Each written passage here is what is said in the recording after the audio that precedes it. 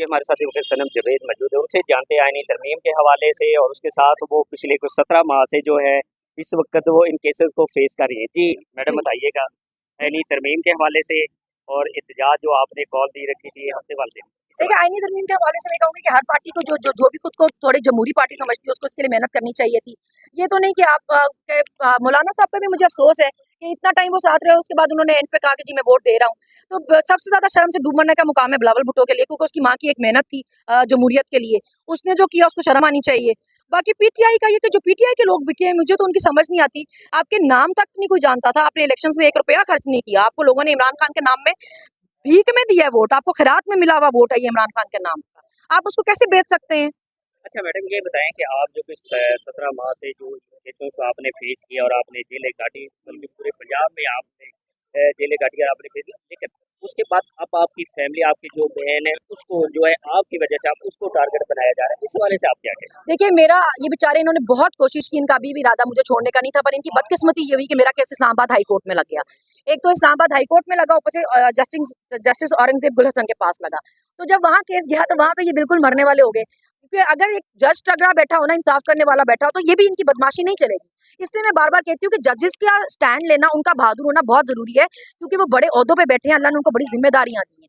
तो मेरा केस उनके पास गया तो ये उससे घबराए और उन्होंने मुझे छोड़ा, तो मुझे तो छोड़ना पड़ा, फिर वहां लिख के दिया कि दोबारा गिरफ्तार नहीं करेंगे। तो टारगेट करने का ये तरीका, कभी बाप को पकड़ लो, कभी शौहर के पीछे पड़ो, कभी बहन के पीछे पड़ो। उस बेचारी ने क्या किया, उसने वो वीडियो लगाई भी नहीं है जिसके पीछे ये उस पर केस करने बैठे हुए हैं।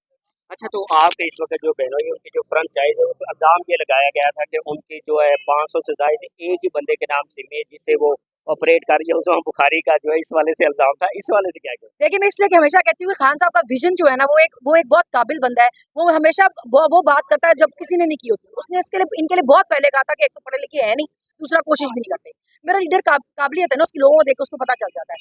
तो अभी तो जोंग वालों पे ये आता है कि उनकी जिम्मेदारी है ये कि अपनी रेपुटेशन बचाएं और वो शर्म करें और वो एक्शन ले इसके गए तो वो अब अदालत जाएं और इस बीबी को बुलाएं और उसको पूछें कि हम क्या यहाँ पे झाक मारने बैठे हुए हैं, एक बंदा 500-500 सिम निकलवा के बैठा हुआ है हमारी कंपनी। अच्छा दूसरा ये बताएं कि आप ये जो आईनी तरमीम जो है मंजूर होगी, इस हवाले से पाकिस्तान तरीके इंसाफ के जो लॉयर है वो इस हवाले से उनकी स्ट्रेटेजी क्या होगी? देखिए, मुझसे लोग तो क़यादत का कभी सवाल पूछते हैं, कभी लॉयर्स का सवाल पूछते हैं ना, तो मेरा क़यादत में किसी से राब्ता है भाई, ना मेरा लॉयर से है। बहरहाल हमारे पास तो ढेर लॉयर्स हैं, उनको देखना चाहिए और वो देख रहे होंगे। मुझे ऐसा लगता है जैसे जो जितनी भी लीडरशिप है बेचारी, वो भी लगी हुई है, अदालतों में भी लगी हुई है, मुलाकातों में भी लगी हुई है, हर जगह कोशिश कर रही है।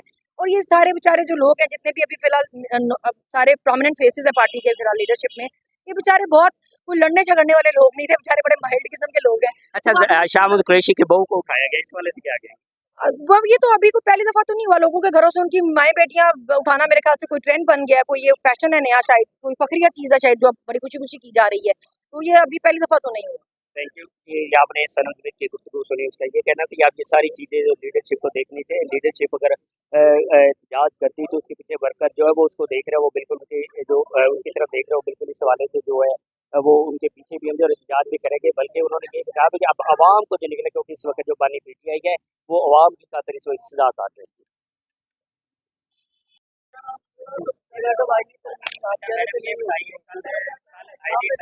देखिए, अब मैंने तो किसी एक बार भी नहीं कहा कि तरमीम नहीं होगी। वो और लोग हैं जो बैठ के कह रहे थे कि यतीम है, तरमीम नहीं होगी, क्योंकि हमने जो हालात पिछले 2 साल में देखे हैं, हमें उम्मीद थी कि यहाँ पे कुछ भी हो सकता है।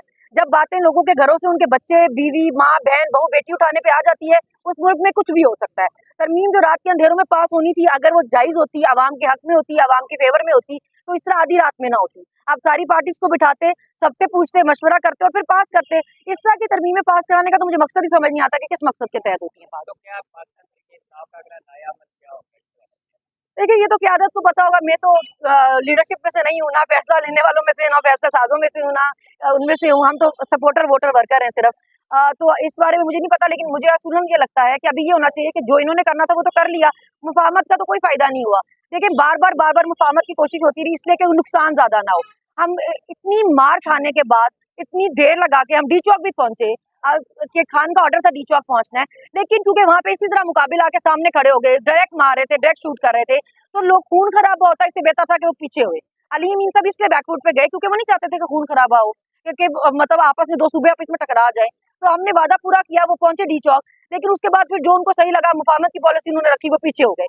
मगर मुझे नहीं लगता इसको कोई फायदा हो रहा है, क्योंकि ये वो लोग हैं जिनको मुफाहमत नहीं समझ आ रही, जिनको तमीज की जुबान नहीं समझ आ रही। तो जब ये लोग सिर्फ बदमाशी कर रहे हैं, देखिए जब ये सब तक जा सकते हैं कि किसी के घर में उनकी औरत ना छोड़ें, किसी की माँ बहन बेटी ना छोड़ें, तो फिर मुझे नहीं लगता इन लोगों को लिहाज मुफाहमा दिखाने की क्या जरूरत है। कहते हैं कि आप वैसे इस हवाले से एक आध इजलास करना चाहिए था वहाँ अपना पार्लियामेंट के बाहर? देखिए मसला सारा ये है एहतजाज में कि एहतजाज की उम्मीद सिर्फ 2-4 लोगों से रखी जा रही है। 2-4 लोग एहतजाज नहीं कर सकते। एहतजाज के लिए आपको समझना पड़ेगा कि ये किसी एक की जिम्मेदारी नहीं है। अली अमीन भी अगर है तो वो एक सूबा है जिसके अगेंस्ट बाकी सारे सूबे हैं, जिसके अगेंस्ट वफाक है, जिसके अगेंस्ट सारे इदारे हैं। तो अवाम की सपोर्ट अगर उसके साथ नहीं होगी तो वो कहाँ अकेला एहतजाज कर लेगा ना। मैडम देखा है पंजाब में भी खान साहब से मिलने गए हैं तो वहाँ पर उनको डांट पड़ी है इमरान खान साहब से। बड़े बावजूद किराए ने ये बताया कि उनको डांट पड़ी है कि आप कुछ नहीं कर सकते, आप एक पारी हैं। देखिए ये जो आपके बावसूद जराए हैं इनके बारे में तो मैं नहीं कह सकती कि कौन से जराए हैं ये, लेकिन अगर वो ये कह रहे हैं कि जी देखिए लोगों की उम्मीद भी गई है ना, उन्होंने लोगों को वोट इसलिए नहीं दिए थे कि आप किस पार्लियामेंट में जाके बैठे हुए हैं, आप कौन सी सीट पे बैठे हैं, आप कौन सा ओहदा एंजॉय कर रहे हैं। लोगों ने वोट दिया था क्योंकि उनको खान बाइट चाहिए था।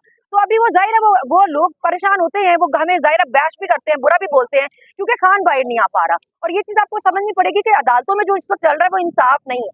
ये इंसाफ नहीं है जो अदालतों में हो रहा है। जजेस हिम्मत करनी पड़ेगी उनको भी, उनको देखना पड़ेगा कि किसी मुल्क में अगर इंसाफ का निजाम ना रहे वो मुल्क नहीं चल सकता। तो आप लोग हिम्मत करें, अवाम तो हम तो हमारे पास तो कोई ओहदे नहीं है, हमारी तो कोई बसात नहीं है, इसके बावजूद हम अपनी हद से ज्यादा कोशिश करके मारे खा रहे हैं, हमने अपने पूरे पूरे खानदान खतरे में डाले हुए हैं। तो आप तो इतनी ऊंची कुर्सियों पे बैठे हुए हैं, आपके पास तो पावर है, आप लोग तो अपना इस्तेमाल करें, अपना हक इस्तेमाल करें, आप इंसाफ दें लोगों को ना, आप हिम्मत करें।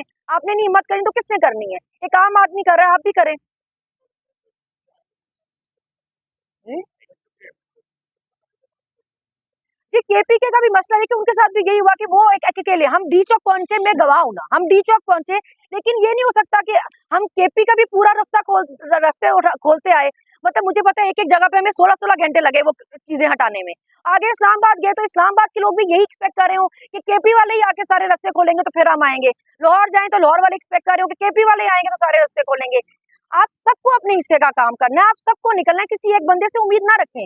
वो गलत हो सकता है, उसमें कमियां हो सकती हैं, मगर आप बहादुरी दिखाएं ना, आप निकले, आप उसको बोलें कि तुम निकलो हम निकलेंगे।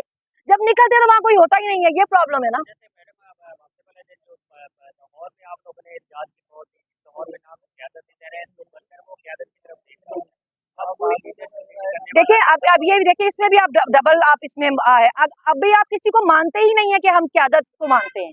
आप कहते हैं खान के अलावा हम किसी को नहीं मानते, हम किसी क़यादत को नहीं मानते, हम हमें सिर्फ खान चाहिए। जब बाहर निकलने की बारी आती है कहते हैं क़यादत कहाँ है, ये लीडर कहाँ है, वो लीडर कहाँ है, ये कहाँ है। भाई आप कहाँ हैं? सबसे पहले तो ये बताएं सवाल पूछने वाले कि आप कहाँ थे। आप हमें पूछे हमारी तस्वीरें कहाँ, आप मुझे बताएं आपकी तस्वीरें कहाँ हैं। आप कितना निकले थे, आपने कितनी मार खाई, आपका बाप कितनी बार अरेस्ट हुआ, आपकी बहन कितनी वांटेड है, आपका शौहर कितनी देर जेल में रहा, आप खुद कितनी बार जेल में रहे। हमसे सवाल करने के बजाय हिम्मत करें, घरों से निकले, किसी एक से उम्मीद ना रखें। मैं बार बार ये कह रही हूँ, हम सबका फर्ज है, हमारा भी है, सबका है। क्योंकि खान किसी एक बंदे के लिए मेहनत नहीं कर रहा, वो इस मुल्क के लिए कर रहा है, पूरी आवाम के लिए कर रहा है, आप सबके लिए कर रहा है। तो लोगों की तरफ देखना बंद करें और बाहर निकले। जब आप लीडरशिप को मानते ही नहीं है, कोई बात होती है आप कहते हैं जी हम इनको मानते ही नहीं है, तो फिर जिसको मानते हैं उसके लिए घरों से निकलने की हिम्मत करो ना, अपने खानदान भी डालो ना जरा खतरे में, निकलो बाहर।